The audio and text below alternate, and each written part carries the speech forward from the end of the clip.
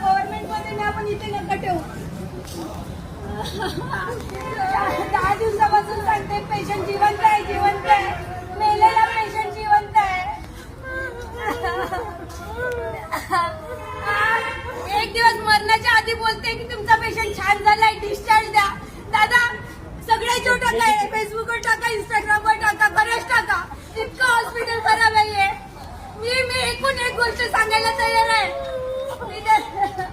पासून काय काय त्यांनी काउन्सिलिंग घेतलं आमच्या पैशासाठी. 40 लाख भरले आम्ही. 40 लाखाच्या वर आम्ही पैसे नाही देऊ शकलो. 40 लाखाच्या वर पैसे नाही दिले म्हणून त्यांनी म्हटलं आम्हाला बाहेरून आणा, बाहेरून मेडिसिन आणा. बाहेरून 6 लाखाची मेडिसिन आणली. आम्ही बाहेर घेऊन जायचं, बाहेर कसा नेणार काही समजत नाही. माणूस बाहेर कसा नेणार, कसा नेणार आयसीयूचा माणूस बाहेर.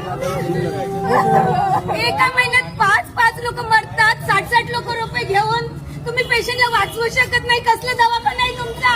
तुम्ही रियालिटी का नाही सांगत लोकांना? आज 41 वर्षाचा माझा भाऊ मेलाय.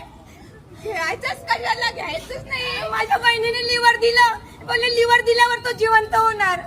तिचं पण जीवन खराब केलं, याचं पण केलं. बोलले पैसे 10 दिवसांनी मीटिंग, पैशाची मीटिंग. 10 दिवसांनी पैसे भरा, पैसे भरा.